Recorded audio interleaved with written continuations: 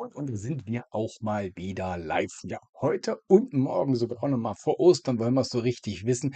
Heute ist Jerome Powell dran im Economic Club von Chicago. Ist er unterwegs. Wir erwarten eine Rede. Und dann setzt man sich noch so einen ganz dicken Ledersessel und dann redet man noch ein bisschen in einer gemütlichen Gesprächsrunde. Meistens etwas locker. Da plaudert er vielleicht ein bisschen mehr aus. Wird definitiv spannend, denn wir hatten spannende Wochen hinter uns und vielleicht auch noch vor uns, vermutlich auch noch vor uns. Donald Trump hat hier einen Handelskrieg angezettelt. Die Konjunkturprognosen in den USA taumeln nach unten, die Inflationsprognosen taumeln nach oben. Für die Notenbanken ist ziemlich schwierige Lage. Wie wird Jerome Powell darauf reagieren? Das dürfte spannend werden. Und morgen dann, wie gesagt, die EZB. Für alle, die im Chat dabei sind, habe ich eine Aktion dann wieder am Laufen. Nur heute und nur hier im Chat poste ich auch den Link. Also wer mit in den Traders Club kommen möchte, gibt es hier 20% Rabatt. Also Link nur im Chat hier auf YouTube. Gut, wir haben noch ein bisschen Zeit, ne? Also Jerome Powell, der beginnt dann in gut 20 Minuten, nicht ganz 20 Minuten, dann schalten wir natürlich rum wieder. Wir schauen uns die Sache an. Das ist O-Ton natürlich dann in Englisch und alle wichtigen deutschen Keynotes liefere ich dann wieder in den Chat, wo es der Aktionslink auch steht, liefere ich dann in den YouTube-Chat hinein. Da verpasst ihr gar nichts. Zuvor gucken wir noch ein bisschen ein paar allgemeine Grafiken an. Wir gucken auch mal kurz ins Chartbild und gerne auf die allgemeine Lage. Die Märkte heute ein bisschen zweigeteilt. Value hält sich besser. Der DAX hat sogar im Plus geschlossen. Jetzt ist er wieder zurückgelaufen. Klebten aber alle an den Widerstandszonen, haben wir ja am Traders Club schon besprochen, haben wir heute Morgen auch im Market Briefing besprochen. Ansonsten Tech unter Druck. Warum? Ne? Die Exportbeschränkung Richtung China, Nvidia, AMD, habt ihr sicherlich alle mitbekommen. Das drückt Tech nach unten, obwohl der gleichgewichtete Index relativ gut noch steht. Aber Tech ist ja ein Belastungsfaktor, war ja auch in den letzten Wochen. Dann auch die Meldung, ne, dass Trump jetzt Druck auf alle anderen Länder ausübt, hier China, hier so Brandmarken und den Handel mit China einzuschränken, kommt auch nicht gut an. Und da sind wir genau in dieser grundlegenden Diskussion, in der wir stehen, ist Trump wie Trump 1 oder wie Trump 2? Ne? Also ist Trump 2, der neue Trump, seine zweite Amtszeit, anders oder ist er genauso? Ne? Viele sagen jetzt, er ist genauso. Ne? Er ist genauso wie 1, weil er bricht jetzt ein. Er bricht ein und wird dann ja letztendlich wieder nur Deals aushandeln wollen, ne, und nicht so ideologisch unterwegs sein und Deals aushandeln und am Ende kommt es gar nicht so schlimm. Und es ist schon etwas anders. Ne? Es ist etwas anders. Schauen wir uns gerne mal an. Wir gehen mal hinein in ein paar Grafiken bei diesem Thema. Ach, hier ist nochmal erster Traders Club. Also wer reinkommen möchte, der Link ist in der Beschreibung. Habe ich schon gepostet. Poste ich sicherlich nachher noch mal aus meinem Traders Club auf Discord. Habt da eigentlich alle sämtlichen Informationen, meine Tageszusammenfassung, Vorbereitung. Natürlich gibt es den Clubchat, da findet schon super Austausch statt. Auch hier Trading-Ideen dann hier gepostet, auch von den Clubmitgliedern. Gold gerade ein ganz großes Thema. Ansonsten meine Aussagen gibt es natürlich auch hier. Ich habe auch 2 Setups gepostet für DAX und Nasdaq. Ja, Newsticker, man verpasst nichts. Also live ist man hier immer informiert, man verpasst rein gar nichts am Markt. Research, alle großen Analystenhäuser sind dabei mit ihren Einschätzungen. Also ihr bleibt da auch gut informiert. Aber das wollte ich ja nicht erzählen. Ich wollte ja eigentlich erzählen, Trump 1 oder Trump 2. Ne? Also zweite Amtszeit wird die genauso wie die erste. Erst poltern, poltern, poltern und dann einknicken, einknicken, einknicken. Ne? All-in-Taktik. Was anderes scheint er nicht zu haben. Maximalen Druck ausüben, dann knickt der Gegner ein und dann kann man sich einigen. Hatte ich auch gesagt, das ist eine Taktik, die kann nach hinten losgehen. Die kleinen Länder, ja, die brechen ein, wir sind abhängig, aber die großen Länder, da wird es, glaube ich, schwierig, wie zum Beispiel China. Was hat China gemacht? Die haben dann immer sind mitgegangen mit den Zöllen, hatten die Zölle auf unglaubliche Werte nach oben gepusht, man hat so viele Sektorenzölle, man blickt da gar nicht mehr durch, wer jetzt noch aktiv ist und hat man sich hochgeschaukelt und China bricht dann nicht ein. Das ist das Problem, wenn man eine All-In-Taktik geht, wenn der andere dann Call sagt, ja, wie geht es dann weiter? Spielt man einen Bluff oder hat man dann doch noch was auf der Hand? Es könnte dann teuer werden, um jetzt ein bisschen in der Pokersprache zu bleiben. Trump 1, Unterschied sehen wir hier schon mal ganz allgemein bei der Zollrate in Zollquote für die US-Importe.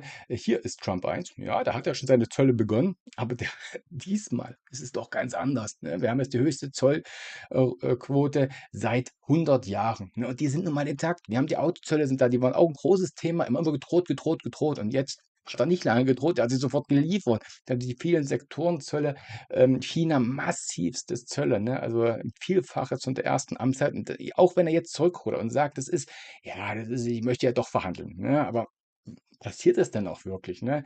Die Zölle sind aktiv und sie werden belasten, ne? Hier entweder bricht er richtig ein, deswegen reagiert der Markt auch nicht so richtig, ne? Wir haben immer mal so ein paar kleine Schlagzeilen, Einigung, wir wollen ein Deal. Es kommen 4 Länder, die Deals wollen. Das sind immer die typischen Sprüche, die man aus der ersten Amtszeit kennen, die eigentlich nichts wert sind. Seine Aussagen sind in dieser Hinsicht nicht viel wert. Ne, Xi, er möchte mit mir telefonieren. Wir werden vermutlich in den nächsten 24 Stunden telefonieren. Ne, das waren seine ersten Aussagen, der ersten Woche nach Amtseintritt. Und jetzt hat immer noch keiner telefoniert, weil Xi sagt, ja, zieh mal einen Finger. Wenn du rufst, komme ich nicht. Ne? Das ist der Punkt. Er ist der große Macker, kann er geben bei den kleinen Ländern, weil die kann er rumschubsen. Bei den großen klappt diese Taktik nicht, weil ich glaube, das hat er noch nicht ganz mitbekommen. Und deswegen diese Worte, wir wollen ein Deal, schwierig. Denn momentan hat er ja einen Handelskrieg gegen die ganze Welt ausgerufen und jetzt hat er 90 Tagesfrist, die läuft ja schon gut ab. Und jetzt muss er mit allen Ländern, oder wenigstens nur die wichtigsten, nur die wichtigsten Handelspartner sind ja schon viele. Eine Europäische Union ist ja auch schon ein großer Cluster. Möchte in diesen Tagen einen Handelsdeal aushandeln. Das ist unmöglich. Ne? Der beste Handelsdeal aller Zeiten, den wollte er ja in der ersten Amtsperiode mit China aushandeln. Hat er 4 Jahre nicht hingekriegt. Und jetzt in 90 Tagen mit der ganzen Welt. Wer soll denn alles mit wem quer verhandeln? Also das ist schon ganz, ganz schwierig. Ich glaube, das ist nicht ganz durchdacht. Und das Problem ist, dass die Zölle einfach aktiv sind und der Schaden nun hineinkommt und Trump 1, wie gesagt, zu Trump 2. Das Problem ist, er war einfach schon aktiv. Er hat nicht nur gepoltert, ne? Trump 1 hat viel, viel gepoltert, immer so kleine Zölle reingebracht, aber nicht mehr. Und Trump 2, seine zweite Amtszeit, er geht ja wirklich schon all in und versucht den maximalen Druck hier zum Ergebnis zu kommen. Wenn das nicht klappt, dann wird es einfach teuer. Ne? Also jetzt mit allen Ländern Handelsdeal aushandeln. Ich glaube, das wird schwierig. Und für die US-Notenbank wird es dann schwierig, weil die Konjunktur, hier nochmal die Vorhersage von Goldman Sachs, hatte ich ja auch die Analystenmeldung gepostet im Traders Club. Im Detail poste ich das immer von allen großen Häusern. Er hat Goldman Sachs von 2,5% Anfang des Jahres BIP-Wachstum auf 0,5% jetzt mehrfach schon zurückgestuft, innerhalb weniger Wochen. Das ist wirklich ein massiver Rückgang. Die sagen, es gibt ein verlorenes Jahr für die USA, aber noch keine Rezession, dafür eher Nullwachstum. Es sei denn, es wird noch schlimmer. Es gibt ja keine klare Linie, keiner weiß, wie es nun wirklich weitergeht. Aber eben deutlich unter den Erwartungen wird die Konjunktur laufen. Heißt zudem auch, ne, wir laufen die Quartalsberichtssaison. Was werden die Unternehmen liefern, ne, wenn die Konjunktur nicht läuft? Der Ausblick wird vermutlich mau. Ne? Und wenn der Ausblick mau ist, dann sind wir bei den Bewertungskennzahlen, die jetzt schon anspruchsvoll sind. Ne? Die Märkte sind noch teuer bewertet, um das klar zu sagen. Die Wall Street teuer bewertet. Das ist kein Niveau, was man kennt aus einem Abverkauf, aus einem Bärenmarkttief. Wir sind noch hoch bewertet, aber mit den aktuellen Kennzahlen haben wir jetzt wirklich die Eintrübung und die Gewinnprognosen müssen einkassiert werden. Dann ändern sich diese Parameter bis Bewertungsniveau leider weiter nach oben. Wo der Kurs stabil ist, wird man trotzdem noch teurer. Das sollte man nicht vergessen. Das wird passieren. Ne? Also Bewertungsniveau ist ja auch noch teuer. Und damit steht auch die Notenbank etwas im Dilemma. Die Konjunktur trübt zügig ein und kann Jerome Powell jetzt zügig hier agieren, so wie die EZB, die jetzt schon morgen wird sie wieder die Zinsen senken, da ist Europa einfach viel besser aufgestellt. Auch deswegen läuft Liquidität nach Europa und der DAX hält sich ja positiv, der hat eine positive Jahresperformance im Gegensatz zu Wall Street. Also eine schwache Konjunktur und die Notenbank kann nicht wirklich reingrätschen, weil die Inflationsprognosen eben auch deutlich nach oben gingen. Auch die weichen Daten, die schießen ja durch die Decke. Da ist so eine Emotionalität drin und die Notenbank muss das irgendwie einsortieren. Mal sehen, für welche Seite sich Jerome Powell heute in 15 Minuten spricht, dann schaltet man live rum, sich entscheiden wird. Ja, welche Seite wird er sich entscheiden und sagen, bin ich eher auf der Seite Inflationsbekämpfung? Oder sagt er, das hat er jetzt beim letzten, was war das von FOMC-Meeting? Ich glaube, Zinsentscheid war das sogar, hat er gesagt, die Sache ist vorübergehend, transitory. Ganz gefährliches Wort, sollte er unbedingt meiden. Hoffentlich meidet er es heute. Das könnte sofort beim Markt negativ aufstoßen. Obwohl es ja eigentlich positiv. Er sagt, ja, das ist jetzt Emotionalität. Es wird vorübergehend sein. Wir sehen keinen neuen Inflationsschub. Aber das Problem ist, das hat er eben schon damals gesagt nach Corona. Ne? Die Sache ist transitory. Wir glauben, die kommt nicht hoch, die Inflation. Und von einer zur nächsten Sitzung war von alles drübergehen zu, oh mein Gott, wir brauchen riesige Zinsschritte. Also lag man komplett daneben. Es war sein großer Fehler seiner beiden Amtszeiten.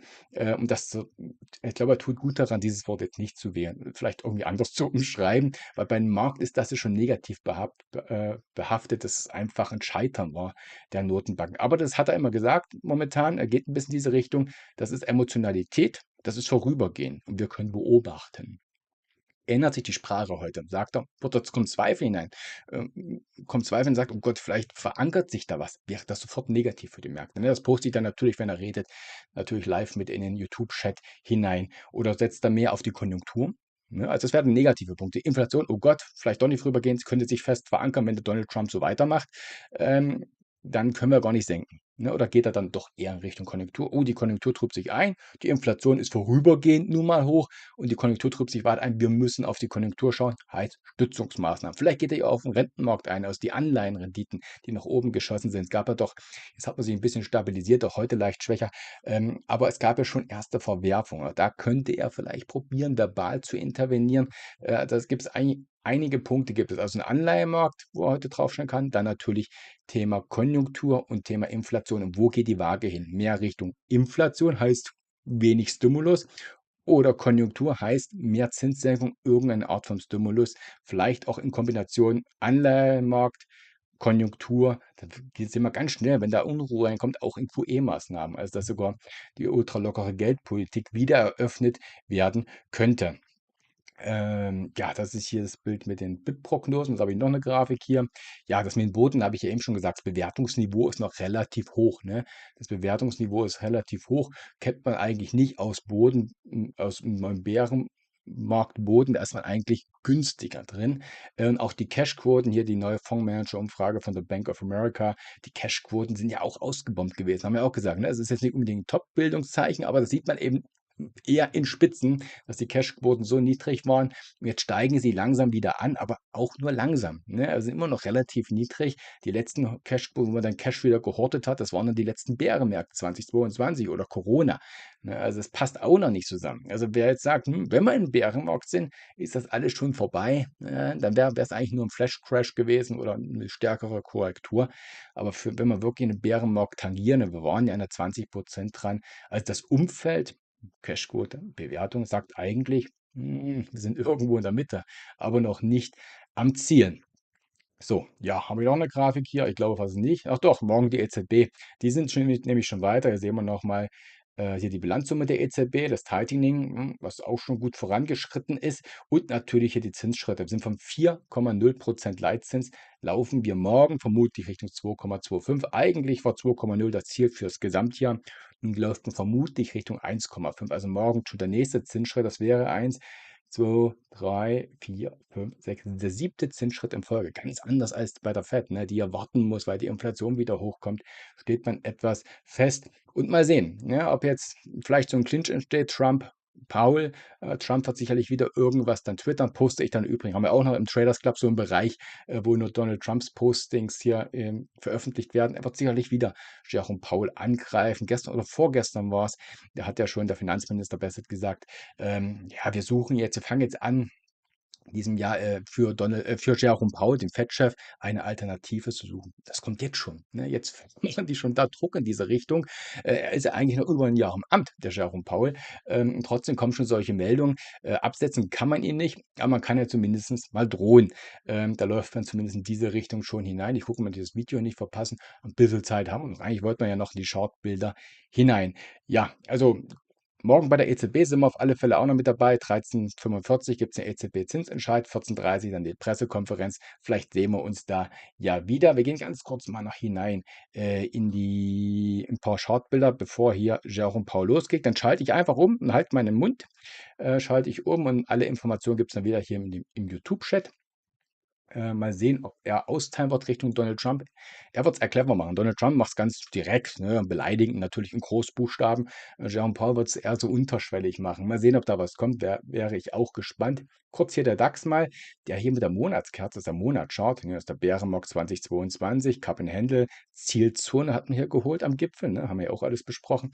Und dann ist der große Rücksetzer bis hier aufs mittlere Bollinger Band haben wir uns gesetzt. Und die Monatskasse, wir haben noch 2 Wochen in diesem Monat, morgen auch großer Verfallstermin, kleiner Verfallstermin im Übrigen, ist schon gut hochgezogen. Und wird man den Monat so beenden? Ich weiß nicht, habe ich ein bisschen Zweifel, dass man jetzt hier noch höher läuft, noch höher den Monat beendet, dann hätte man sofort eigentlich die Chance, wieder am Allzeithoch zu stehen. Glaube ich fast noch nicht. Ich glaube, wir werden hier noch ein bisschen kämpfen. Wir werden ja sicherlich eine lange Lunte stehen lassen. Aber hier daneben doch die nächste Monatskatze setzen können. Ja, sowas hier vielleicht. Also das ist mir alles schon ein bisschen zu hoch gelaufen. Ich glaube nicht, dass wir so 'ne Hammerkerze hinsetzen werden. Das wäre meiner Meinung nach zu früh, auch wenn, Europa und DAX mehr der Outperformer bleiben wird, meiner Meinung nach. Ähm, Schauen wir hier kurz auch mal in den Wochenchart hinein. Damals mittlere Bollinger Band mit der aktuellen Wochenkerze erreicht. Wir sind ja in so einer Zone 21,3, deswegen habe ich auch Setups gepostet im Traders Club. So eine Zone hier kann Ablehnung reinkommen. Ne? In der Wall Street vielleicht noch eher, aber hier kann Ablehnung reinkommen. Laufen hier noch höher, dann ja, dann könnte sich das Bild sogar etwas auffällen. Ganz kurz hier in den Tagesschau, wir waren ja genau im ersten Tagescluster hier bloß drin. Ne, hier ist 50er Fibo-Level, da sind wir ja schon zurückgelaufen. Ne? Hier ist die Abrisskante gewesen. Und als die kam und die große Panik war, man muss damit rechnen, womit, dass man 50% der Abwärtsbewegung erstmal konsolidieren. Damit muss man rechnen. Und dann kommen die Bullen, werden wieder optimistisch, wird was draufgepackt. Ja, das ist dann aber eher die Zone, die sogenannte Fibo-Box, ist eigentlich erst nur die untere Kante, dass dann eigentlich die Bären wieder kommen können. Deswegen ist das jetzt hier an der 100-Tage-Linie, 21 ist die 100-Tage-Linie auch zu sehen, eine spannende Zone. Sind ja ziemlich im Sandwich eingepackt gewesen mit der Tageskerze zwischen Pibo-Level und 100 Tage. Kommen wir hier noch rüber. Das weiß ich ja nun auch nicht, ob das möglich ist, aber kann auch noch passieren. Da ändert sich das grundsätzlich das Bild ja eigentlich gar nicht. Aber dann wäre noch hier oben das 61,8 und das mittlere Bonninger Band, was morgen schon eine Kombi-Widerstand bildet, hier um die 21.570 wäre das hier, ist der Cetra DAX Kassa, wäre das auch noch denkbar. Bleiben unterhalb, bin ich eher in dem Szenario, dass wir jetzt hier wieder zurücklaufen. Wir brauchen hier nämlich Zeit, ne, dann sind wir ganz schnell mal wieder hier unten zur 200-Tage-Linie, 1000-Punkte-Range, stoppt wir nochmal zurück und dann hier das untere Bonninger Band 19,5 und dann gerne weiter hoch. Ne, dann wir so eine große ABC basteln. Ne? Abrisskante, habt ihr gesagt, viele Wochen brauchen wir Zeit, um eine neue Formation zu bilden. Und das ist eine Formation, die habe ich so ein bisschen im Hinterkopf. Dann können wir hier, ups, das wollte ich ja nun gar nicht, dann können wir hier eine große Flagge vielleicht basteln, eine große ABC-Bewegung und dann sind schon ein paar Wochen um und dann kann eventuell auch die große Bewegung, die wir haben, auch bloß ein Dreiwelle sein. Geht es dann weiter. Ne? Das braucht alles seine Zeit. Man hat immer wieder neue Möglichkeiten. Man muss jetzt nicht ohne Abrisskante, ich muss es hier sofort agieren. Man findet immer neue Chancen. Ne? Man muss jetzt nicht in riesigen Abrisskarten oder Fahnenstangen, die gesetzt werden, hineingehen. Aber das ist mein Basisszenario momentan. Und ob es nun hier gesetzt wird, die 21,3, ist eine gute Zone, aber kann genauso gut auch hier schon noch erfolgen. Oder mit einem Fake-Move noch übers 61,8 wäre auch noch in Ordnung. Aber ich glaube, dieses Bild hier mit Rücksetzer und hier runter, höher gestellter möglicher Doppelboden, dann wieder hoch. Flaggenstruktur, das werde ich definitiv verfolgen. Also hier oben jetzt hier eine Long-Setup zu finden, wüsste ich nicht, wie ich es absichern soll. Hier kann man aber interessante Short-Setup zumindest setzen, die man dann ja oberhalb vom mittleren Bollinger Band vielleicht klappt. Kommt an, wie viel man wetten möchte auf der Unterseite. Kann man hier das natürlich dementsprechend auch agieren. Ich glaube, so ein Setup habe ich gepostet im Traders Club, ne? Bloß für die 200-Tage-Linie. Alle, die länger unterwegs sind, sagen, ja, wir holen auch noch hier das untere Bollinger Band, Thema Doppelboden. Hat man hier natürlich einen super CAV, kann man natürlich dann noch anpassen. Ja, von mir aus bis 78,6, aber das ist unwahrscheinlich, ist das auch noch zu holen. Sie bietet sich zumindest Short Setup. Ne? Long Setup wäre schwierig. Sage ich, oh, holt er jetzt noch das mittlere Bollinger Band? Ja, wo sichere ich das ab? Weil die Unterseite, die nächsten wichtigen Unterstützungen sind eigentlich eher hier unten zu sehen. Ne? Da sind wir eher im Day-Trading drin. Und hier noch ein bisschen Trading-Komponente auch noch anzusprechen beim DAX. Ich gucke mal hoch. Hier geht es gleich los mit Jerome Powell. Ganz kurz vielleicht noch hinein.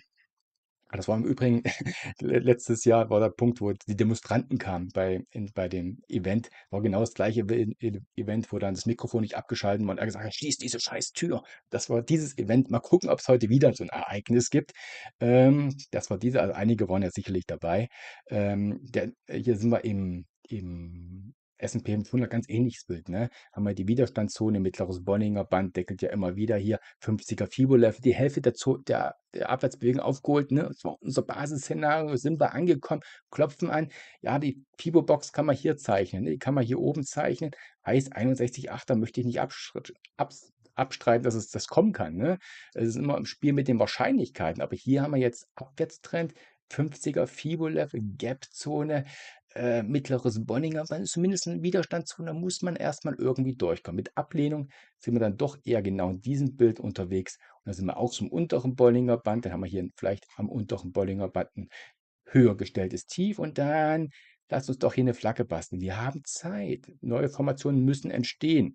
Ne? Und dann, wie gesagt, übergeordnet kann das da immer noch eine große ABC werden. Das sind so ein bisschen die Bilder, die ich im Kopf habe, wie sich die Sache weiterentwickeln kann, aber das ist dann immer Stück für Stück, wie sich das so entwickelt und dann passen sich die Wahrscheinlichkeiten letztendlich an. Aber hier in dieser Zone am Mehrfachwiderstand kann man zumindest 'n Short spielen, ob nun im Daytrading, weil so viele Widerstände laufen, oder wirklich einen kleinen Swing Trade, den man setzen kann. Wie gesagt, eine Idee hatte ich ja für den Nasdaq hier auch gepostet. Ich gucke immer ein bisschen hoch zu Jerome Powell, noch ist hier nichts los. Wenn es losgeht, schalte ich sofort um und schalte am Mikrofon aus. Und alle Informationen gibt es dann natürlich wieder im Chat, wo, wie gesagt, die Aktion läuft. Nur im Chat gibt es den Link für die Aktion meinen Traders Club, den ich ja eben auch nochmal gezeigt habe auf Discord. Habe den Link nochmal gepostet. Wie gesagt, wirklich nur dort und nur jetzt, wenn der Livestream ist. Ansonsten gar nicht. Jerome Paul noch nicht da. Wir waren ja beim S&P 500. Wie gesagt, hier kommt gerade die Schwäche hinein. Ne? Ein bisschen Schwäche ist drin. Und wenn wir runterlaufen, 5.100 wäre sicherlich noch mal so eine Zone. Wir können ja auch noch mal gucken hier im Monatschart sehen wir zum Beispiel, dass gar nicht viel passiert ist. Ne? Hier war der Bärenmarkt, die Bullenflagge, die wir hatten, seitdem läuft ein Impuls. Ja, die 4, mal gucken, ob es wirklich noch eine 4 ist. Das zieht jetzt schon ziemlich steil nach unten. Aber letztendlich haben wir bloß von diesem Bullenmarkt, hier ist der Bullenmarkt, den wir 2022 gestartet haben wir bloß konsolidiert, Anführungsstriche. Natürlich sehr direkt. Direkt ist immer eine Gefahr. Bis zum 50er FIBO-Level. Und die Frage ist, ob wir wirklich hier direkt wieder hochlaufen. Ich bin ja eher in diesem Lager, hat Zeit. Und wir laufen hier, wie eben schon gezeichnet, sehen wir hier ein bisschen besser eine übergeordnete ABC-Bewegung, die wir hier reinsetzen könnten. Ne? Weil diese direkte Bewegung vermutlich laufen wir hier dann noch ein bisschen höher. Und dann kann man uns von mir aus noch das 61,8. Das ist ein bisschen mein Bereich. Und da sind wir an der 4.500, haben auch viele Analystenhäuser, die das fundamental betrachten, auch rausgesprochen. Ja, also ich kann vermutlich noch was nachkommen und mit der Chance, ja, lass uns hier mit der Monatskatze ruhig einen langen Docht stehen lassen. Dann haben wir die nächste Monatskatze. Wir haben Zeit, solche Bewegungen brauchen Zeit. Ich wiederhole mich, aber ich sehe auch immer die Ungeduld. Da kann die nächste Monatskatze, die wäre dann der Mai. Die setzen wir dann ja an der 5.100 auf, die wir eben auch im Tageschart gesehen haben. Die laufen wir hier noch ein bisschen höher und dann haben wir hier vielleicht eine doppeltopische und dann geht es ja erstmal wieder nach unten und dann haben wir eine große ABC nach unten komplettiert. Ne? Und das wird uns vermutlich noch viele Wochen begleiten und die Chance für ein weiteres Tief sind gegeben. Ob es nun wirklich so kommen mag, das entscheidet dann die Bewegung, aber das habe ich im Hinterkopf, ne? Dass gerne ein neues Tief noch kommen mag. Das kann auch von mir ist auch noch höher gestellt sein. Ne? Wenn Donald Trump zurückrudert, können wir auch vielleicht einen großen Doppelboden sehen. Aber ich glaube, so eine große ABC Richtung 4, 5 wäre meiner Meinung nach auch noch möglich. Ne? Aber das ist hier, wenn wir hier unter die 5.000 fallen, wäre ich wieder definitiv eher suchend, ob es hier Stabilisierungstendenzen gibt. Und dann suche ich eher die Long-Setups. Und die 4.500 wäre sicherlich dann auch einladend. Hatte ich auch im Traders Club gepostet, im Investmentbereich. Ich hatte ein Untergewicht aufgebaut Ende letzten Jahres oder Herbst letzten Jahres, was glaube ich, im Tech-Bereich, weil ich was befürchtet habe, dass hier dieser Bereich zum Underperformer wird, war mein Basisszenario USA-Tech eher Underperformer, Europa, Deutschland könnte Outperformer werden. Kam gigantisch, aber diese Richtung passt ja auch. Hatte ich aufgebaut, diese Underperformance, die habe ich ja jetzt hier im Tief ziemlich gut getroffen, habe ich diese erstmal wieder normalisiert. Ne? Also ich bin ja schon bereit, im Investmentbereich schon wieder ein bisschen diese Underperformance auszugleichen. Und wenn wir hier nochmal dieses Bild basteln, ja, da passt auch nochmal mehr nach auf der Oberseite. Wenn wir dieses Bild basteln, werde ich definitiv nochmal aufstocken. Jerome Paul kommt zu spät. Ist er fast schon wie Madame Lagarde, wird morgen auch zu spät kommen. Aber auch wenn ihr das Bild jetzt hier seht, ja, mit der aktuellen Aprilkerze, Maikerze, wo ich sage, hier oben kommt sicherlich was nach. Aber Everyone, once untergeordnet glaube again, ich eben, please welcome past chair of jetzt the geht es gleich club, los hier, glaube ich Deborah hätte eher, dass wir nochmal Cafaro. runterlaufen, 5,1 und dann erst den Hochlaufen sehen. Ne? Das werde ich eher vermuten. Aber jetzt schalten wir zurück. Wer einfach mitbleiben möchte, kommt einfach in den Traders Club. Wir gehen jetzt mal hoch Thank you. ins Gespräch. Greetings. Ich werde I leise want to sein. Momentan warmly wird erst noch welcome Jerome you Paul to today's Economic Club of vorgestellt. Chicago Ähm, program. Wird The erst mal kurz overflow group vorgestellt that und we dann have schalte here ich in the natürlich live room in mit hoch. Chicago, Crash countless kommt noch, others sagt joining einer. us Nutella virtually from Long, around the Nutella, ja, country bei den are a Schokopreisen, ne, testament to the Kakaopreisen. importance Ähm, and the ja, wir hatten ja schon timeliness of 20% today's Rückgang, ne, darf man nicht topics vergessen. and Es ging schon speakers. 20% direkt runter. Es Today, muss nicht immer ein we have the great 40% Crash sein, privilege ne? So of einer kommt hearing einmal in from the Lebzeiten. Honorable Das Jerome ist ein bisschen ein Powell, Fehler, was Chair viele of the Board begehen. of Governors Ja, of also the Jerome Paul Federal kommt, die Reserve Märkte System. zittern ein bisschen. Today's a Die little Rede special, von Jerome so Paul wird out schon of veröffentlicht. Die Rede respect ist for our speakers and vorab because we're veröffentlicht. broadcasting ähm, und die wird schon verarbeitet. Wir sind gut positioniert mit der Geldpolitik, ändert seine Sprache nicht. Wir warten ab und wollen sehen, ja, wie die nächsten Zahlen aussehen. US-Wirtschaft ist solide, trotz erhöhter Unsicherheit und Abwärtsrisiken. Okay, das ist genau der Punkt Transitory. Ne, er hat viel Schaden, viel Emotionen, aber vermutlich noch nicht, dass man jetzt sofort agieren muss. Ne? Und das wollen die Märkte nicht hören. Also solide, wir können abwarten, das will keiner hören. Die wollen dann eher sehen, wir müssen agieren, bitte lockern, ne? Nach diesem Motto. Thanks, Debbie. It is a real pleasure and delight. Ja, Inflationsbekämpfung, Konjunktur stehen im Spannungsfeld, ja. To introduce our guest, two of the Wir gehen jetzt mal hoch. firmament Das of erste Punkt economics erstmal, and ne, also finance. die First, Vorabrede, die let Rede me wurde introduce vorab the moderator, my friend gemeldet. and Und wie gesagt, professor dort at the spielt sich Jerome University Powell of auf Chicago Zeit. Booth Auf School Zeit of heißt Business, weniger Dr. Stimulus, Raghu keine Rajan, Zinssenkung, kein QE, the erstmal Catherine negativ. Tissett-Miller Aber es kommt sicherlich Distinguished noch Service einiges nach und die Professor. ersten Reaktionen He wird is sicherlich ein a bisschen world volatiler. expert on Und jetzt banking, schalte ich aber corporate trotzdem finance, erstmal hoch. Wir economic wollen jetzt development, Jerome Powell zu author of hören und alles, was er numerous sagt, poste ich dann in award-winning den books, Traders, nicht in den Traders, was im himself Clubs-Chat, as a sondern hier im scholar, winner YouTube-Chat. of the Alle Fisher weiteren Black Informationen gibt es dann Prize, natürlich which im goes Traders to Club. the So, jetzt gehen wir erstmal greatest hoch und ich financial bin researcher ruhig. under age 40. He's since over age 40, but he was the inaugural winner. He is a member of the group of 30, and he was the 23rd governor of the Reserve Bank of India, and before that, chief economist and director of research at the International Monetary Fund. You probably know him as a regular contributor to the Financial Times. He speaks extensively on economic and financial issues. Please give a warm welcome to Professor Rajan.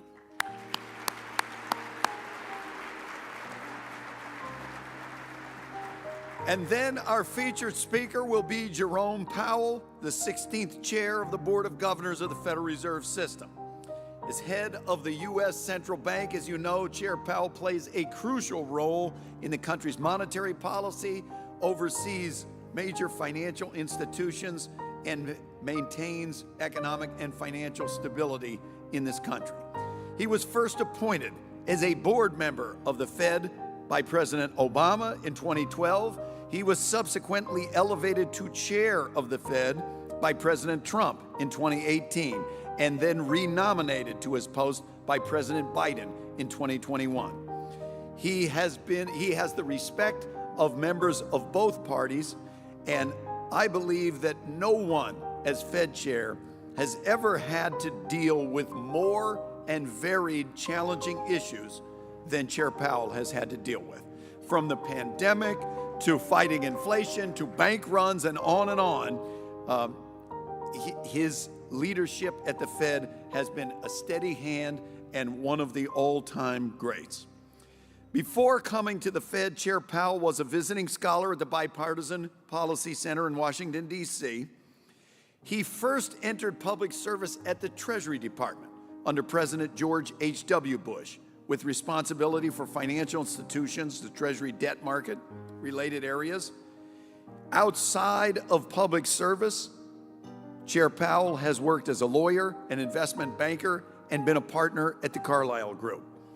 In addition to his service on corporate boards, he served on boards of charitable and educational institutions, including the Bendham Center for Finance at Princeton and the Nature Conservancy of Washington, D.C. and Maryland.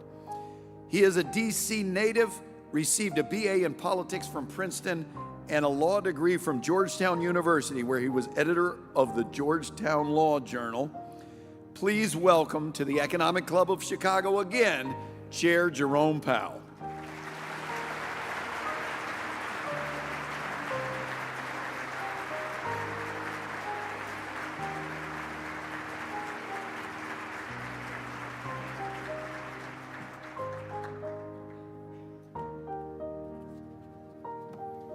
Thank you and good afternoon. It's great to be back in Chicago. And thanks for that kind introduction, Austin. So I'm looking forward to our conversation, my conversation with Professor Raghu. But first I'll briefly discuss the outlook for the economy and monetary policy. So at the Fed, we are always focused on the dual mandate goals that Congress has given us. maximum employment, and stable prices. Despite heightened uncertainty and downside risks, the U.S. economy is still in a solid position. The labor market is at or near maximum employment. Inflation has come down a great deal, but is still running a bit above our 2% objective. Turning briefly to the incoming data, we'll get the initial reading on first quarter GDP in a couple of weeks. The data we have in hand so far suggests that growth has slowed in the first quarter of this year from last year's solid pace. Despite strong motor vehicle sales, overall consumer spending appears to have grown modestly. In addition, strong imports during the first quarter, reflecting attempts by businesses to get ahead of potential tariffs, are expected to weigh on GDP growth. Surveys of households and businesses report a sharp decline in sentiment and elevated uncertainty about the outlook, largely reflecting trade policy concerns. Outside forecasts for the full year are coming down, and for the most part, point to continued slowing, but still positive growth.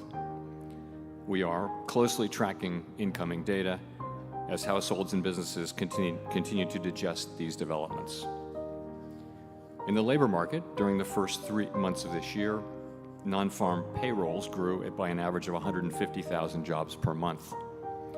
While job growth has slowed relative to last year, the combination of low layoffs and lower labor force growth has kept the unemployment rate in a low and stable range. Meanwhile, the ratio of job openings to unemployed job seekers has remained just above 1, near its pre-pandemic level. Wage growth has continued to moderate while still outpacing inflation. Overall, the labor market appears to be in solid condition and broadly in balance, and is not a significant source of inflationary pressure. As for our price stability mandate, inflation has significantly eased from its pandemic highs of mid-2022 without the kind of painful rise in unemployment that has frequently accompanied efforts to bring down high inflation. Progress on inflation continues at a gradual pace, and recent readings remain above our 2% objective. Estimates based on the most recent data from last week show that total headline PCE prices rose 2.3% over the 12 months ending in March, and that excluding the volatile food and energy categories, core prices rose 2.6%.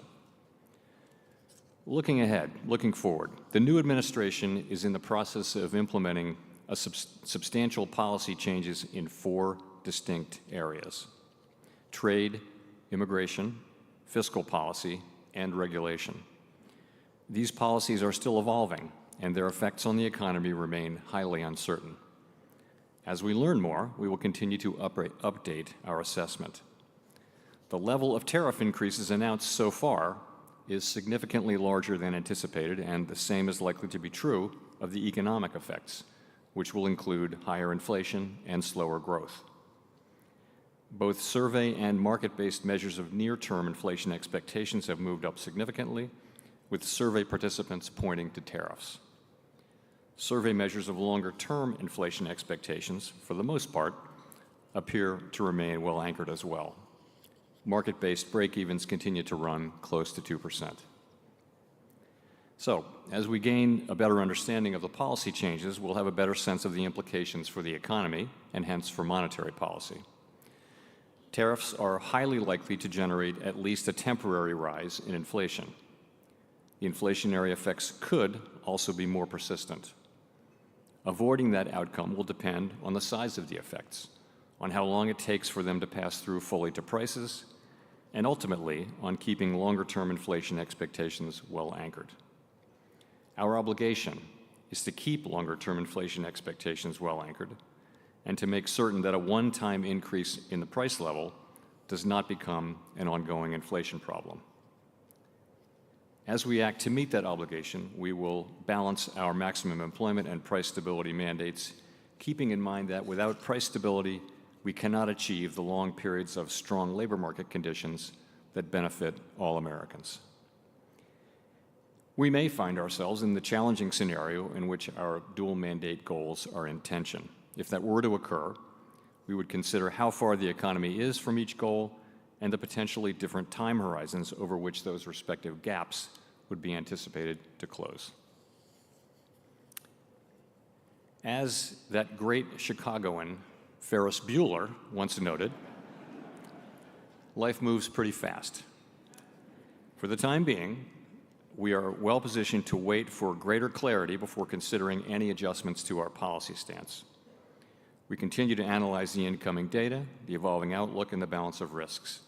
We understand that elevated levels of unemployment or inflation can be damaging and painful for communities, families, and businesses. We will continue to do everything we can to achieve our maximum employment and price stability goals. Thank you, and I look forward to our discussion.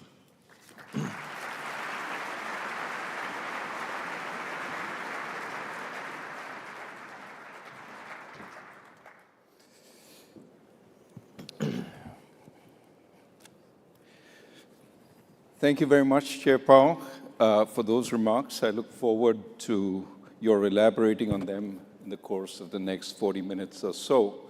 I understand last time you were here, Melody Hobson interviewed you. Well, I'm a poor substitute, but I'll try and compensate in the quality of the questions.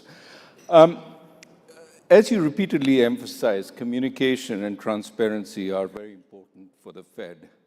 I would like to get more from you on some of what you just said.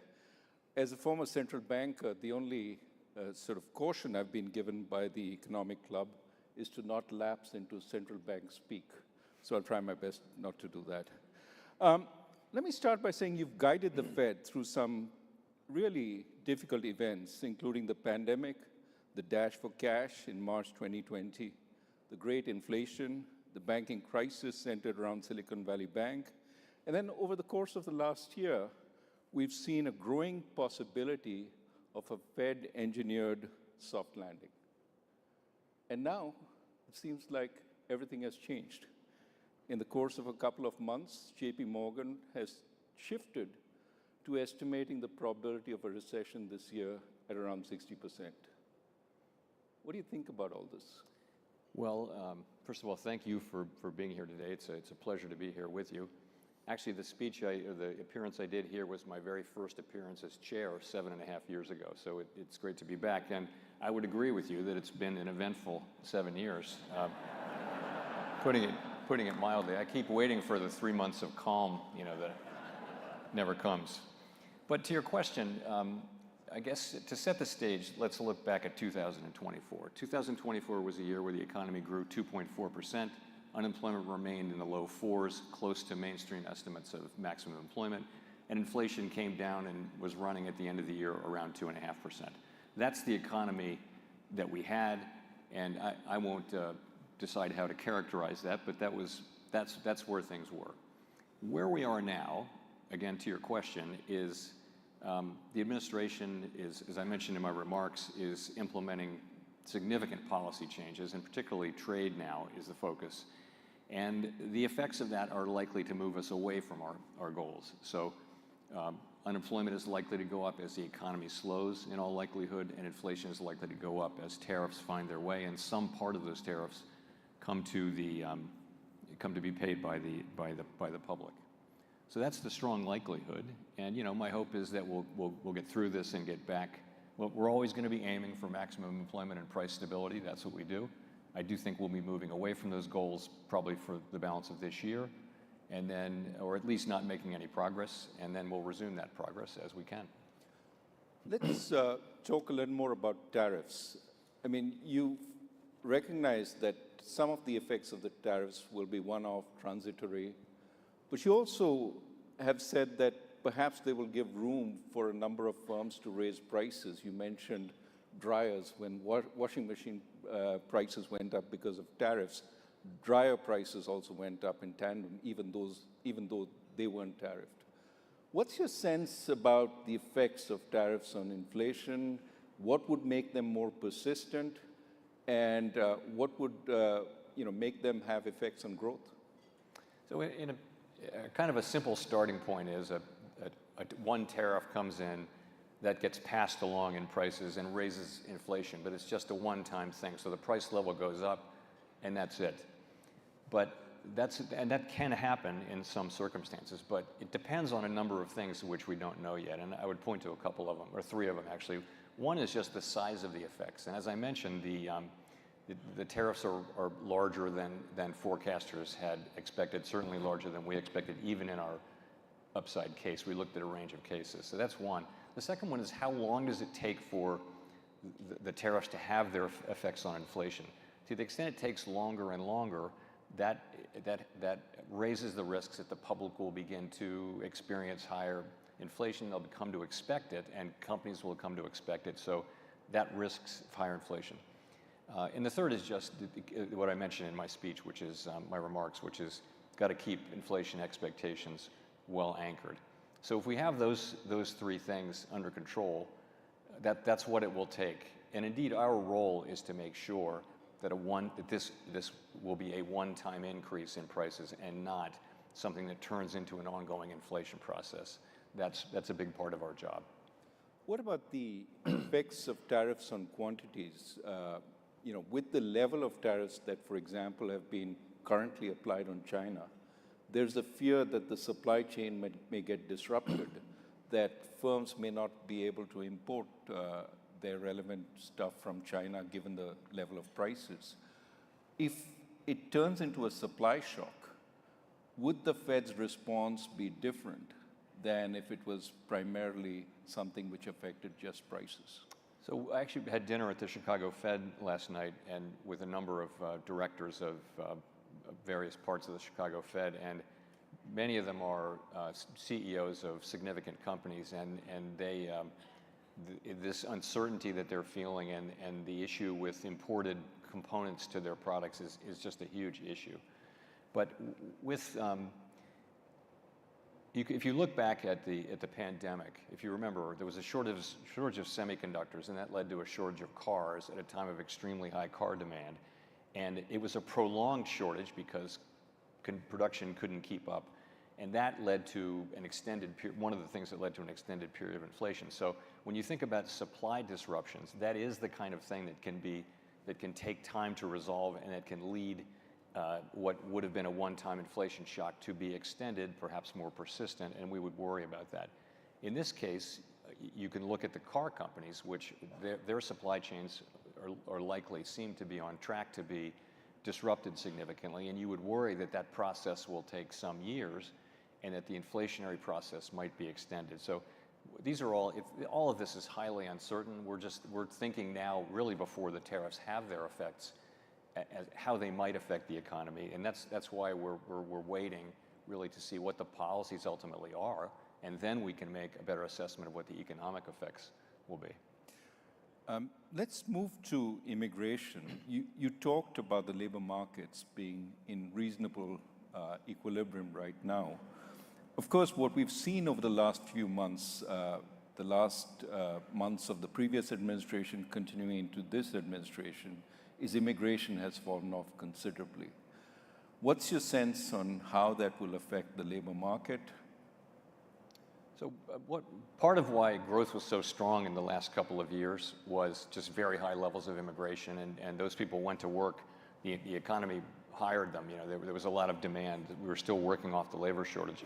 What's happened since the prior administration changed their policy, as you mentioned, immigration has fallen very sharply, and therefore the growth of workers has really stopped. It's really stagnant. But at the same time, demand has also fallen. And so demand for workers, so payroll job creation has also fallen, and they've kind of fallen in tandem, which is why the unemployment rate has been pretty stable for about a year. So in a way, demand and coincidentally perhaps to some extent, demand and supply for workers has fallen. In terms of the effect on the labor market, right now we're still at full employment. And labor force participation is still strong. Wages have moved back down to levels that are now pretty sustainable, given an assumption about productivity. So the labor market's in a really good place. Longer term, the effects of immigration are not thought to matter much for inflation. The effects on demand and supply will more or less cancel each other out. So we wouldn't expect there to be a big impact on inflation. You've seen in recent weeks substantial talk about layoffs in government, as well as freezes in research establishments and universities in jobs. How soon and how big will this be in its impact on labor markets? So it's too soon to say, but what I can say is, of course, the people being laid off in government, this is highly significant to them. We don't know how big that's going to be. Right now, it's not big enough to affect a workforce of 170 million people materially. In terms of the cutbacks in funding and for science and things like that, we do see in areas, particularly in cities that have a lot of universities and research hospitals and research institutions, we're really hearing significant layoffs and significant impacts on employment. I don't know how much that will total up to. And of course, in addition, cutting back on scientific research may have implications for economic growth, for productivity, for health, for all kinds of things. But those are very difficult to estimate in real time. Now, given that we're talking about the future, you may be confronted in the not-so-distant future with both higher levels of unemployment as well as potentially higher inflation. And of course, the policies that each one requires could be different. You talked a little bit at the podium about how the Fed would see these two and how it would address it. Just giving you a chance again to elaborate on that. Right, so most of the time, when the economy is weak, inflation is low, and unemployment is high, and both of those call for lower interest rates to support activity, and vice versa. So most of the time, the two goals are not in tension. And they're not really in tension now. The labor market is still strong. But the shock that we're experiencing, the impulses we're feeling are for higher unemployment and higher inflation. And our tool only does one of those two things at the same time. So it's a difficult place for central banks, to be in terms of what to do. And so the best we can do is we actually have a little provision in our consensus statement, which is the thing that we vote on to embody how we approach these questions. What we say is we will look at how far the economy is from each of those two goals, and then we'll ask, might there be different paces at which they would approach those goals? We'll look at those things and think about them, and we'll make what will no doubt be a very difficult judgment. Again, we're not experiencing that now, but we could well be in that situation, as I mentioned in my remarks. Just want to pick up on a word that is often used today, uncertainty. As a respondent to a Dallas Fed survey said, I've never felt more uncertainty about my business in my entire 40-plus years career. The worry today is not just about immediate policy uncertainty, but an entire change in the US's economic philosophy. Not just policy uncertainty, so to speak, but structural uncertainty. One of the effects, as you've pointed out, of higher levels of uncertainty is that firms postpone investment. For instance, even after the tariffs stabilize, firms that contemplate reshoring production facilities will hesitate, not knowing if the tariffs will be reversed in the future, maybe by the next administration. How do you take such longer-term uncertainty into account in your policies? Let me just agree that what comes back very strongly, and everyone will understand this. These are very fundamental changes in, long held in some cases policies in the United States, and there's not any real experience. I mean, the Smoot-Hawley tariffs were actually not this large, and they were 95 years ago, so there isn't a modern experience of how to think about this. And businesses and households are saying in surveys that they are experiencing incredibly high uncertainty. There's a lot of research, some of it from the Fed, showing that does lead to businesses and households stepping back from decisions, which of course makes common sense. And you hope that that's something that you go through a phase, and then you know what things become more certain, and therefore people can resume normal economic activities given their understanding of what is the new normal. I mean, your question really is, what if the uncertainty remains high? I think that's a difficult environment. I think, I think people's expected rates of return would have to be higher. I think people would be, that would weigh on, to me, investment just in general. If the United States were to become a jurisdiction where risks are just structurally higher going forward, that would make us less attractive as a jurisdiction. We don't know that at this point, but I think that would be the effect. Well, let me turn to financial markets. We've seen some volatility, especially stock market volatility. I mean, the levels of the VIX are up to the levels they were in the early days of the pandemic, coming off somewhat now. Some people believe the Fed will intervene if the stock market plummets, the so-called Fed put. Are they correct? I'm going to say no with an explanation. So what I think is going on in markets is markets are processing what's going on. And it's really the policies, particularly the trade policy. And really the question is, where's that going to come in? Where's that going to land? And we don't know that yet. And until we know that, you can't really make informed assessments that would still be highly uncertain. Once you know what the policies are, it'll still be highly uncertain what the economic effects will be. So markets are struggling with a lot of uncertainty, and that means volatility. But having said that, markets are functioning.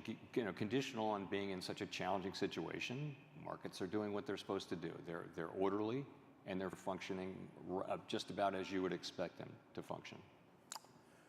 So we've seen volatility also in the bond market.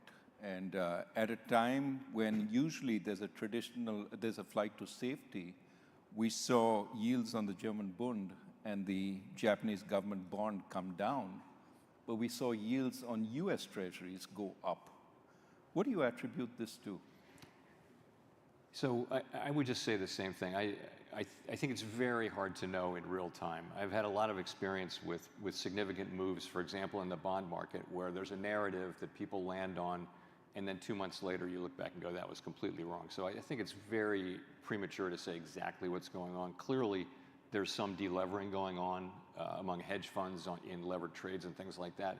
It's also, again, it's the markets processing historically unique developments and with great uncertainty. And I think you'll probably see continued volatility. But I wouldn't try to be definitive about exactly what's causing that. I would just say markets are orderly and they're functioning kind of as you would expect them to in this time of high uncertainty. So the Fed in its last meeting slowed the pace of shrinking of its balance sheet. Was this driven by uncertainty about how much reserves and liquidity the market needed, and you wanted to take a little more time to find that out? And flip side, you said the market was orderly. What if market disruptions emerge? Would the Fed intervene? So we think that reserves are still abundant. So we don't think we're close to the point, particularly close to the point where we would stop. But we were facing a situation in which, for other reasons, there were going to be big flows into and out of reserves as it had to do with the debt ceiling and the Treasury General account. For those of you who are Treasury market people, that'll make sense.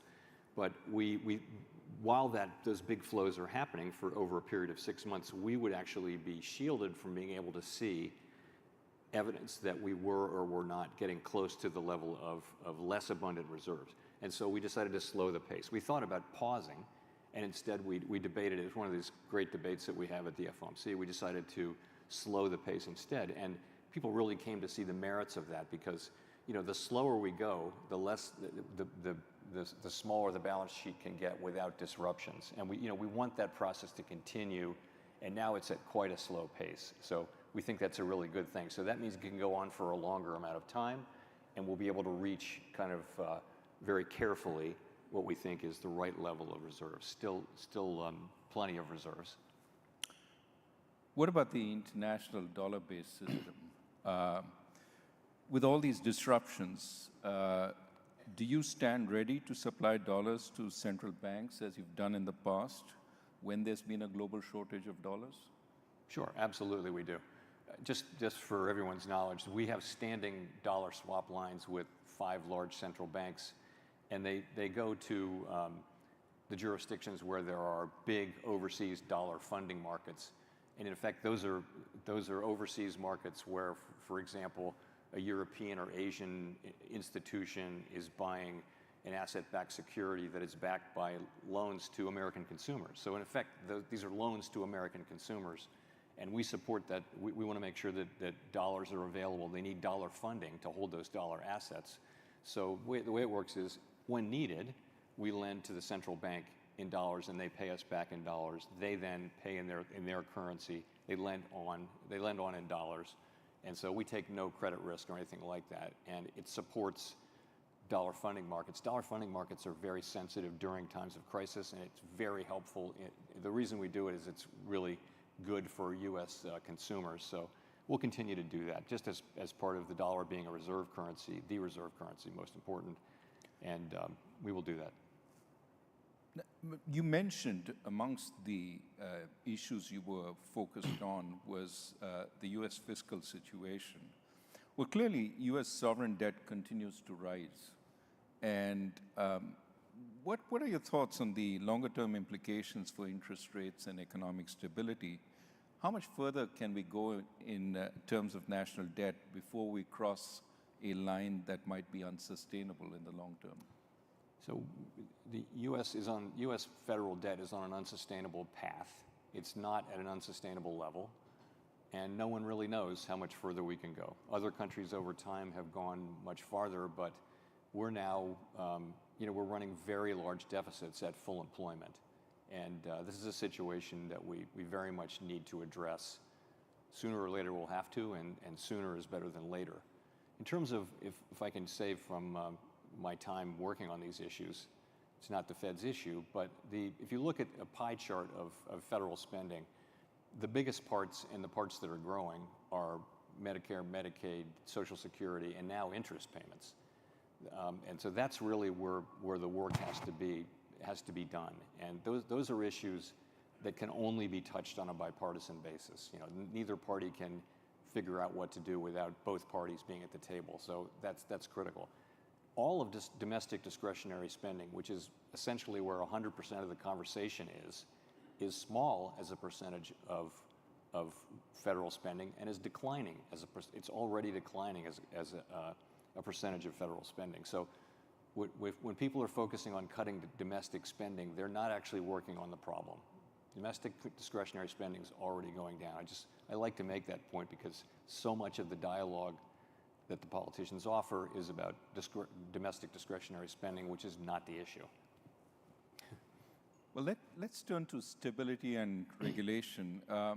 Turning to the U.S. financial sector, we still have some concerns about distressed commercial real estate loans on bank balance sheets, whether they've been fully dealt with so far. There's some sense that they haven't. Add to that the very rapid growth in various forms of private credit over the last few years, which arguably haven't been tested by a full-blown recession. How would you put the resilience of our financial institutions at this point and their ability to weather potentially uncertain times? So I think our banking system is well capitalized with liquidity and is quite resilient right now to the kinds of shocks that it may face. I do believe that. In terms of the commercial real estate, there are, and this has been the case, really we've been working on this for 4 or 5 years now. There are some banks, it's mostly medium and small size banks, who have elevated concentrations of commercial real estate, some of it troubled, and we've been working to make sure that those banks have a plan, have capital, and can absorb the losses that they're doing. So, and that's been going on for some time. The very largest banks don't tend to have high concentrations, so this is a problem that we have known would take years to work through, but we're really well into the process of working through it. In terms of the non-bank financial sector, it's grown enormously. The provision of credit by non-banks has grown just really fast. Most of it has been funded, though, with a private equity-like structure where it's limited partners who are signed up for 10 years to a general partner to invest that money. They're not depositors who can run. Your money's committed. And So that funding model is kind of run-proof. That isn't some law of nature, though. So when you do start to see shorter-term funding creeping in, to your point, though, Raghu, this very fast-growing and now quite large private credit part of the economy has not really been through a significant credit event or significant.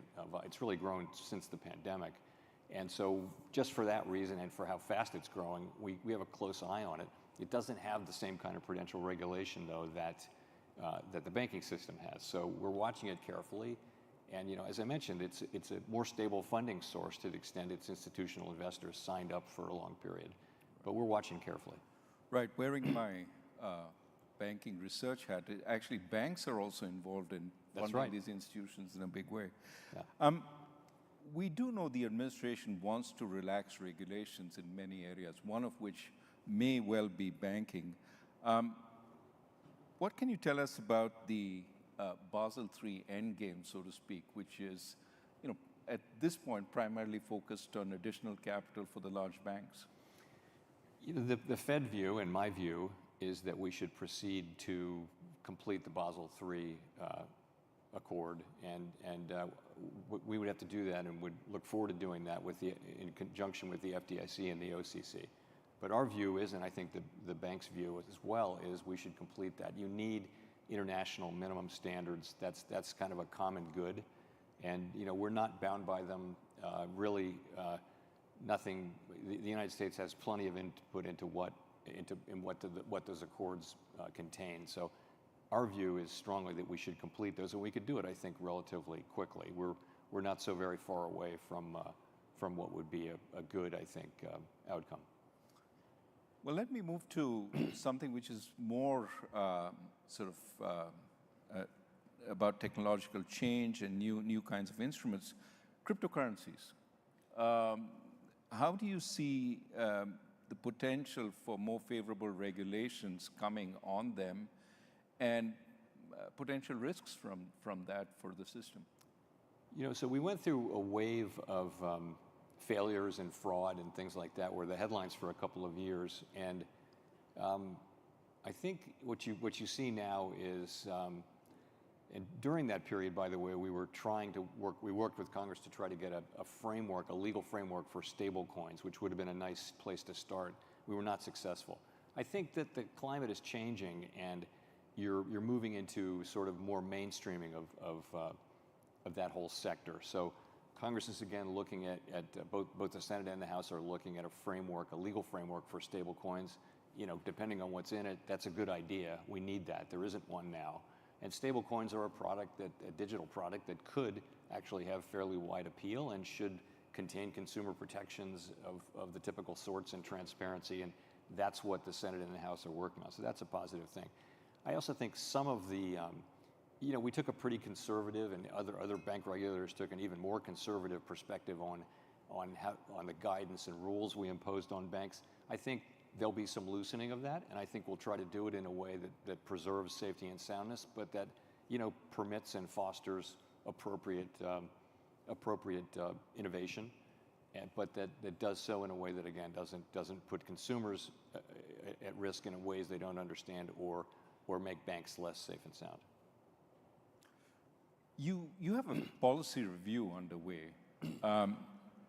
Now, surveys recently tell us there seems to be a distinction between a rise in the level of prices, which is what the public seems to worry a lot about, and the rate of increase in prices, which certainly they worry about in passing, but the Fed worries much more about. That is the rate of inflation.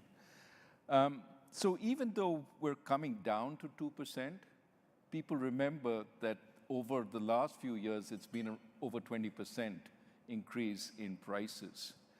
So as you start thinking about the policy review, is there any thought about how you might want to address this sort of challenge, that it's the path of prices as much as the rate of change which matters?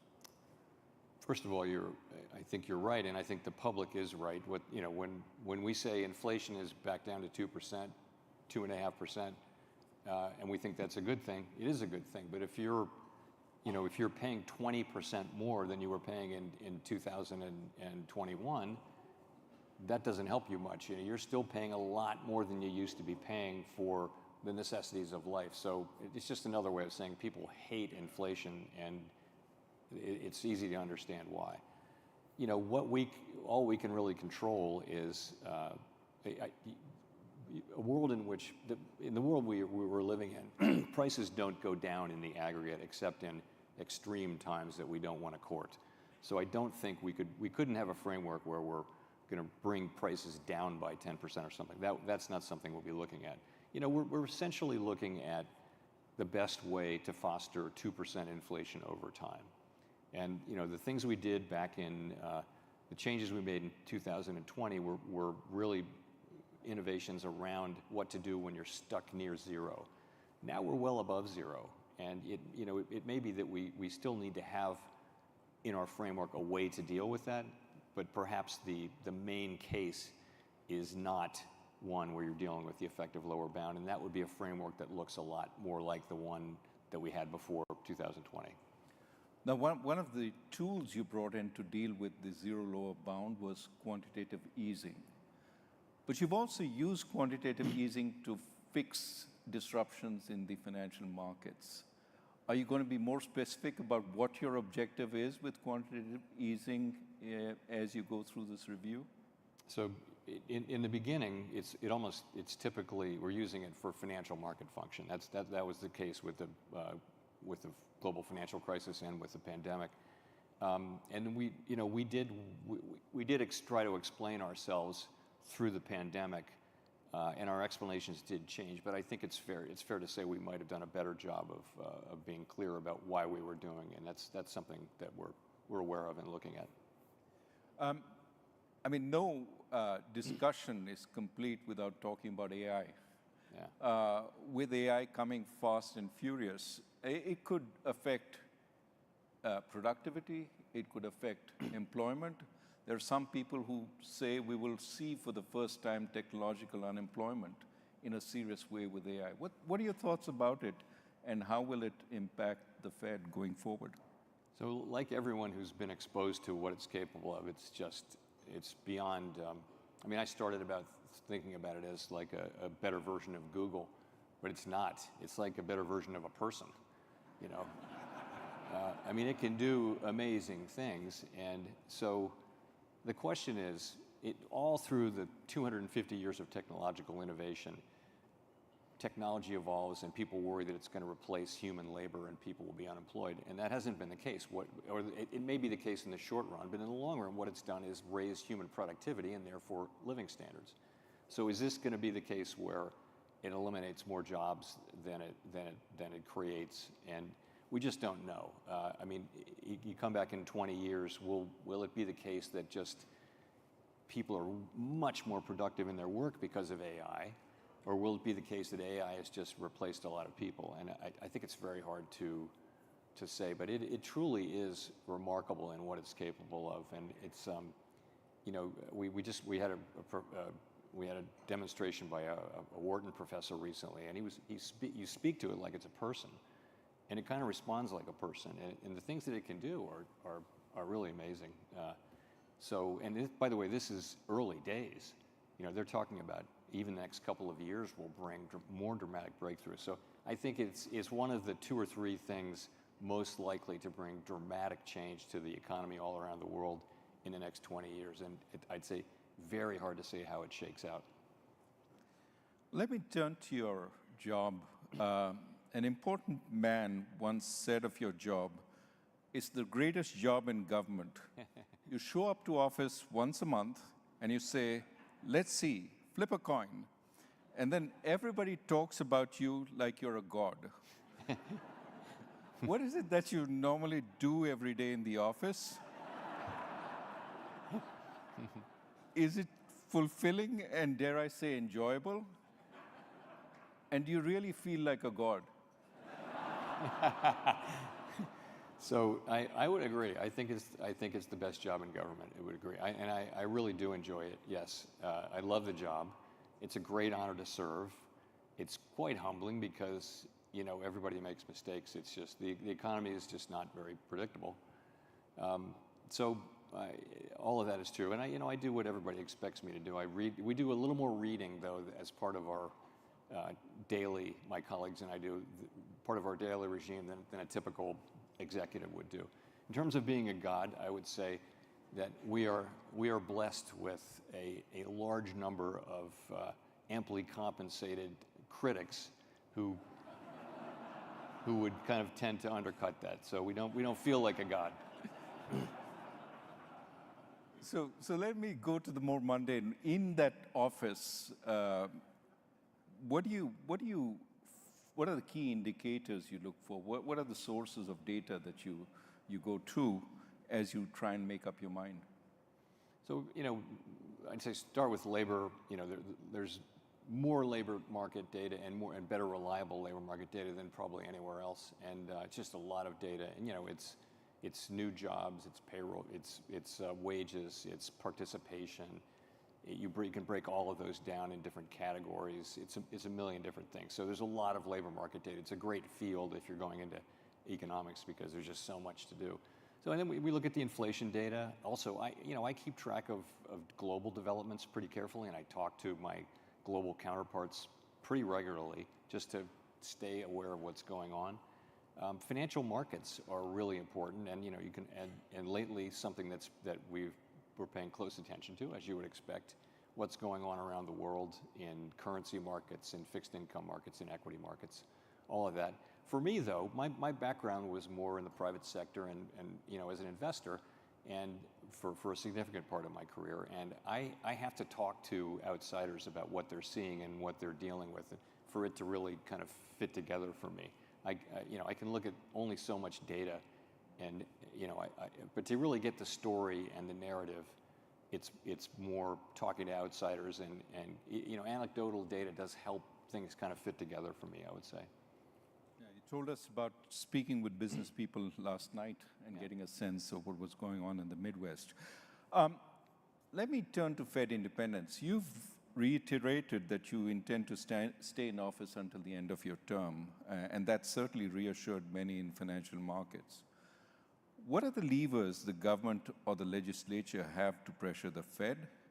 And should one worry about threats to the Fed's independence once you're gone? So our independence is a matter of law.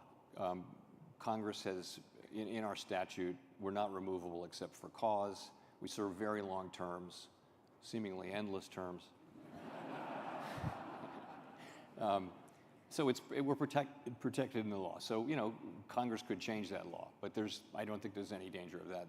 Fed independence has pretty broad support across both political parties and in both sides of the Hill. So I think that's not a problem. There's a Supreme Court case people will have read, probably in today's journal, at which the Supreme Court may decide whether independent agencies generally, whether their authorizing laws can contain a provision that prevents the president from firing members of a commission other than for cause.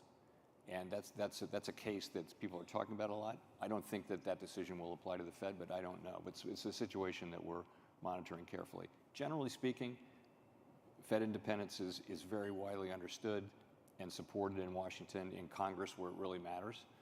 And the point is, we can make our decisions, and we will only make our decisions based on our best thinking, based on our best analysis of the data about what is the way to achieve our dual mandate goals as we can to best serve the American people. That's the only thing we're ever going to do. We're never going to be influenced by any political pressure.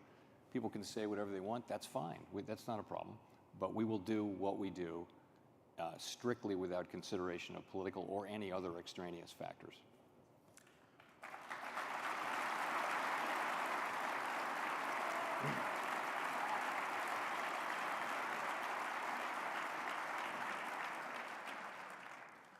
Well, I have time for one more question. I know the question that's on all your minds. What are you going to do on interest rates next? But I'm not sure that and I'm not sure you would tell, even if you knew. So I'm not going to ask that question. The question I want to ask is a more personal one. What is it that you like to do most at home after an exhausting day flipping coins in the office? You know, I play one of my guitars. I do Zoom calls with my kids and my grandkids, and I go to the gym a lot too, just to stay in shape. We All need those you things. healthy. We Yeah. need you healthy. Thank you very much, Chair Thank you. Powell. Thank you. And please join me.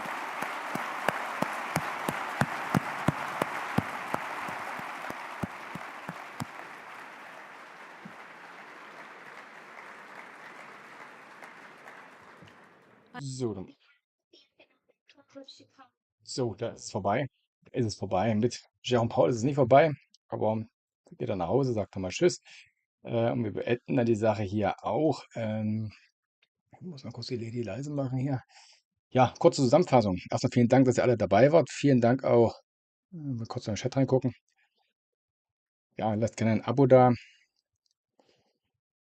Ja, vielen Dank an das ganze Lob für die Arbeit, die ich leiste. Vielen Dank, das freut mich natürlich. Ja, ihr seht selbst, die Märkte reagieren. Warum reagieren sie? Ich hatte es ja schon ein bisschen in den Chat geschrieben.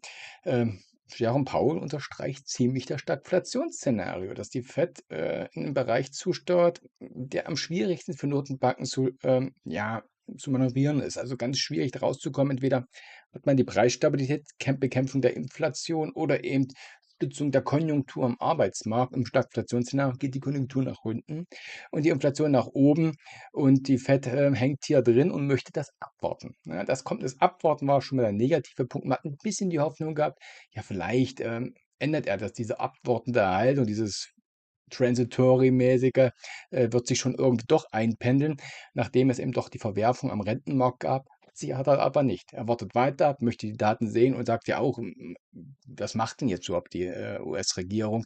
Wohin geht das wirklich? Keiner weiß es so recht. Da hat er ja auch recht. Da hat er recht. Es ändert sich ja alle Stände, ist vieles im Fluss.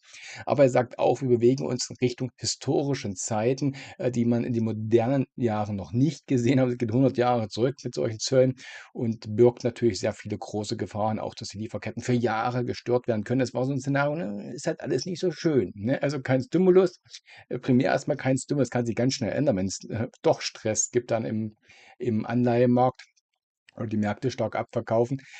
Aber eben, er hat nochmal seine Haltung betont und das war der negative Punkt. Er hat auch mehr den Fokus auf die Inflation gelegt und nicht auf die Konjunktur, hat viel mehr über die Inflation gesprochen. Das heißt übersetzt natürlich, die Geldpolitik muss straff bleiben. Ne? Muss straff bleiben. Wir können nicht lockern im Sinne für neuen möglichen Stimulus an die Konjunktur. Und das war der negative Aspekt. Die Märkte, mal gucken, ob sie sich jetzt noch ein bisschen einpendeln werden.